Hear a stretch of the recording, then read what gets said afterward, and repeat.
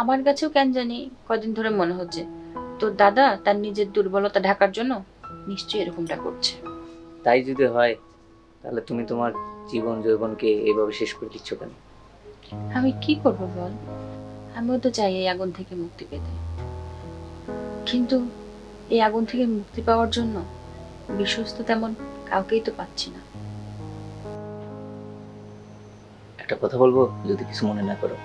বল। আমি তোমার বিশ্বাস রাখতে পারি, যদি দাদা না জানতে পারে।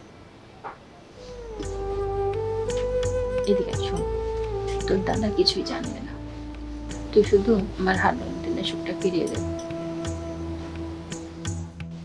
তোর দাদা কিছুই জানবে না, তুই শুধু আমার হারানো দিনের সুখটা ফিরিয়ে দে। এই দিনটা অপেক্ষিত করছিলাম।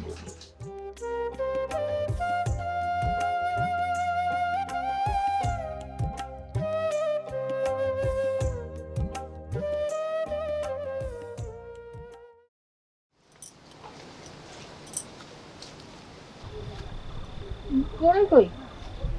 কালকেই তো কত বড়ই ছিল।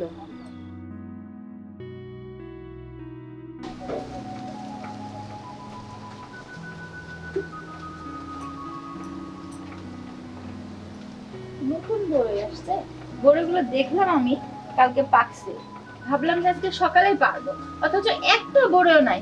এই বড়ইগুলো কে পেরে নিয়ে গেল? এই, এদের কি কোনো হোশ নাই নাকি? মানুষ তো অন্তত কয়টা বড়ই রাখে। নতুন গাছে বড়ই আসছে, আমি ভাবলাম পেরে খেয়ে দেখবো, সব বড়ইগুলো পেরে নিয়ে গেছে। এই, তোরা কি তোর বাচ্চাদেরকে বড়ই কিনে দিতে পারিস না? এখন বললে শুনবেও না, এদিকে ঘুরেও তাকাবে না, অথচ চুরি করার সময় খুব ভালো করে চুরি করতে পারে এরা। হ্যাঁ, আমার বড়ইগুলো সব খেয়ে নিতে হবে? আমি এত শখ করে গাছটা লাগাইছি, সব সময় আমি যত্ন নিই, একটা আগাছা হলেই আমি গাছটাকে পরিষ্কার করি, আর আমার সব বড়ই পেরে নিয়ে গেল। এ বৌদি, কি আছে সিক্রেসি করছেন সকালবেলা? আরে আর বলিস না, গাছটাই এই বছরই নতুন বড়ই আসছে, আমি ভাবলাম সকালে যে পেরে খাবো, একটা বড়ও রাখিনি। এটা কোনো কথা তুই বল? আপনি সিক্রেসি করেন, আমি যাই। এই শোন, হ্যাঁ এদিকে এদিকে। হ্যাঁ বৌদি বলো। তুই এত সকালে কোথা থেকে আসলি? কেন জানো না, আমি ওই যে দুলাল ভাইয়ের পুকুরে রাত্রে করে কাজ করি। আজকে রাতেও তোর ডিউটি ছিল? হ্যাঁ, কে দাদা এখনো ঘুম থেকে ওঠেনি? তোর দাদা তো আজ 2 সপ্তাহ হলো ঠিকমতো রাত্রে বাসাতেই আসে না, আবার দিনেও যে কোথায় থাকে জিজ্ঞাসা করলে কিছু বলেও না, চুপ করে থাকে। বৌদি, আমিও কিংবা দাদার ইদানিং ভাবসা বুঝতে পারছি। আচ্ছা পিয়াস, তুই কি বলতে পারবি তোর দাদা রাত্রে কি করে আর সারাদিন কোথায় যায়? বৌদি কি আর কবো, আমিও তো সঠিক জানি না, আর আমাকে কিছু কয় না। এখন কি করে না করে বৌদি, আমিও কিংবা দাদার ইদানিং ভাবসা বুঝতে পারছি। আচ্ছা ঠিক আছে, আচ্ছা যা, তুই সারা রাত ডিউটি করেছিস, জেগেছিলি, ঘুমাগা। আচ্ছা আচ্ছা বৌদি।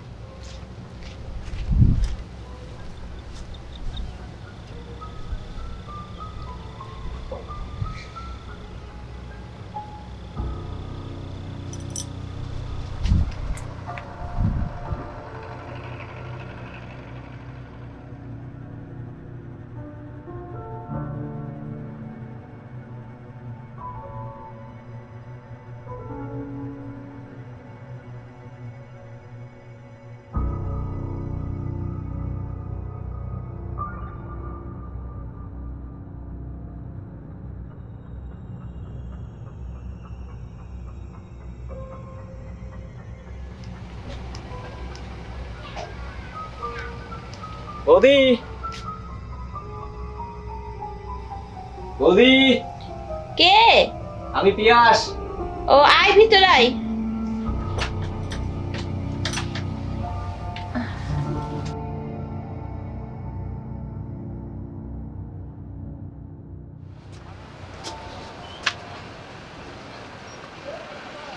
দাদা, দুলাল দাদা। কে? আমি দিনেশ দাদা। ও দিনেশ, তা কি খবর? ভালো দেখাশোনা হচ্ছে তো? হ্যাঁ দাদা। আচ্ছা, তা কি বলো?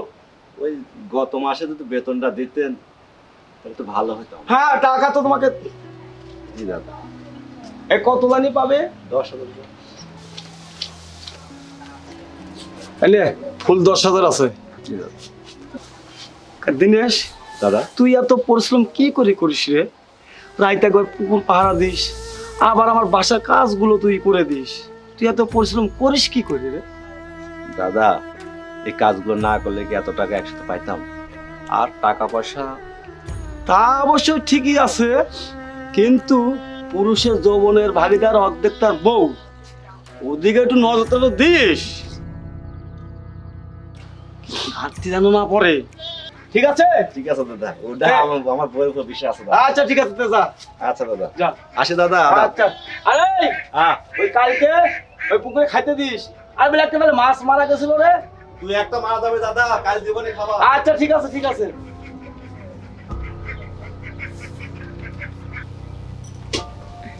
বস। না, এদিক দিয়ে যাচ্ছিলাম, ভাবলাম যে দাদা আসে নাকি। আজকে দাদা আসেনি। না রে, তোর দাদা তো আজকেও আসনি। কি যে হচ্ছে কিছুই তো বুঝতে পারছি না। আমিও তো বুঝতে পারছি না কি হচ্ছে। শুনেছি মানুষের যদি কোনো দুর্বলতা থাকে তাহলে সে সংসার থেকে একটু দূরে দূরে থাকারই চেষ্টা করে। হয়তো বা সেরকমই কিছু হবে। আমার কাছেও কেন জানি কদিন ধরে মনে হচ্ছে তোর দাদা তার নিজের দুর্বলতা ঢাকার জন্য নিশ্চয়ই এরকমটা করছে। তাই যদি হয় তাহলে তুমি তোমার জীবন যৌবনকে এইভাবে শেষ করে দিচ্ছ কেন? আমি কি করবো বল? আমিও তো চাই এই আগুন থেকে মুক্তি পেতে, কিন্তু এই আগুন থেকে মুক্তি পাওয়ার জন্য বিশ্বস্ত তেমন কাউকেই তো পাচ্ছি না। একটা কথা বলবো, যদি কিছু মনে না করো। বল। আমি তোমার বিশ্বাস রাখতে পারি, যদি দাদা না জানতে পারে। এদিকে শোন, তোর দাদা কিছুই জানবে না। তুই শুধু আমার হাত টেনে সুখটা ফিরিয়ে দে। তোর দাদা কিছুই জানবে না। তুই শুধু আমার হাত টেনে সুখটা ফিরিয়ে দে। এই দিনটার অপেক্ষায় তো করছিলাম।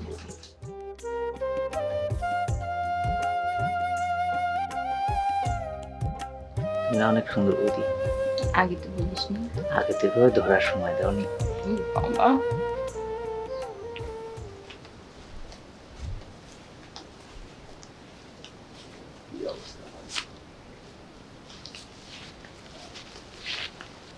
বাড়ি কেউ নাই নাকি? পিয়াস, এই পিয়াস, হ্যাঁ বৌদি। তুই আমাকে সত্যি ভুলে যাবি না তো?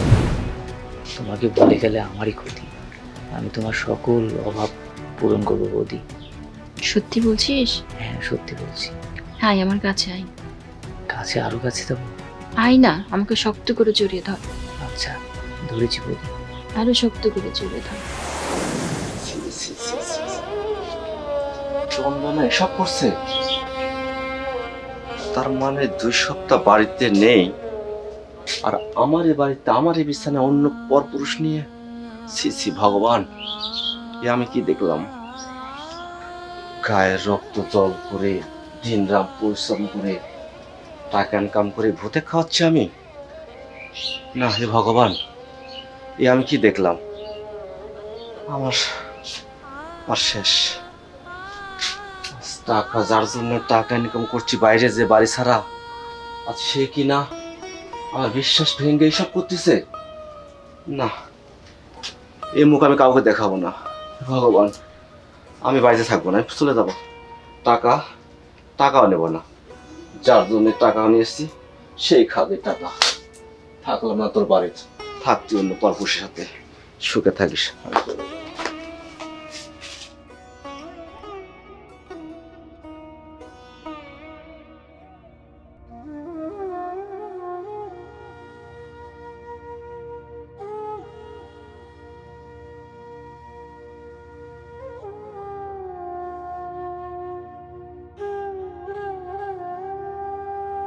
পিয়াস, এই পিয়াস, হ্যাঁ বৌদি। তুই আমাকে সত্যি ভুলে যাবি না তো? তোমাকে ভুলে গেলে আমারই ক্ষতি। আমি তোমার সকল অভাব পূরণ করবো বৌদি। সত্যি বলছিস? হ্যাঁ সত্যি বলছি। আয় আমার কাছে আয়। কাছে আরো কাছে দেবো? আয় না, আমাকে শক্ত করে জড়িয়ে ধর। আচ্ছা আচ্ছা।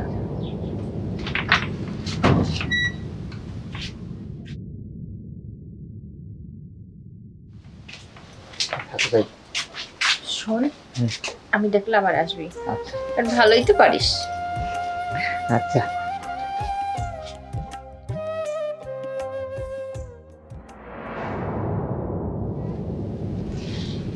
টাকা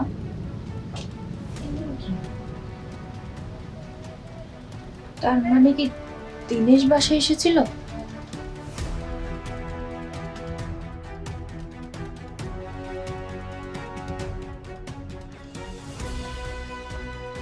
আমাদের সবকিছু কি তাহলে জেনে গেছে?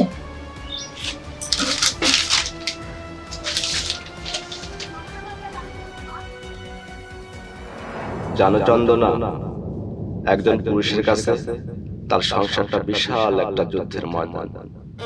এখানে টিকে থাকতে গেলে অর্থ, পরিবারের সময় দুটোই একসাথে দরকার হয়। কিন্তু দুর্ভাগ্যের বিষয় হলো একটি পেতে আরেকটিকে অবহেলা করতে হয়।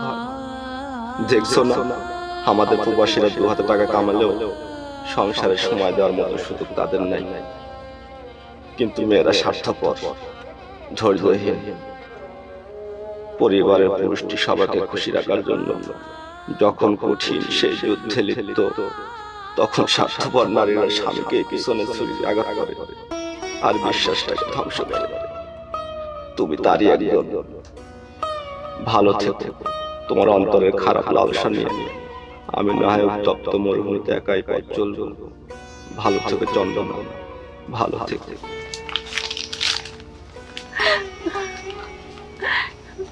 দিনেশ, আমি তোমার ভালোবাসাকে বুঝতে পারিনি দিনেশ। তুমি সংসারের প্রয়োজন মেটাতে দিনের পর দিন নিজেকে কষ্ট দিয়েছো, আর আমি লালসার বশবর্তী হয়ে আমারই সাজানো সংসার ভেঙে দিয়েছি।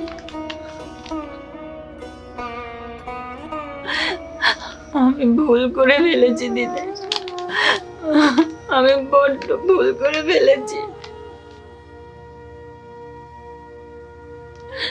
হে ভগবান, আমি যে ভুল করেছি তার শাস্তি বোধহয় এটাই ছিল।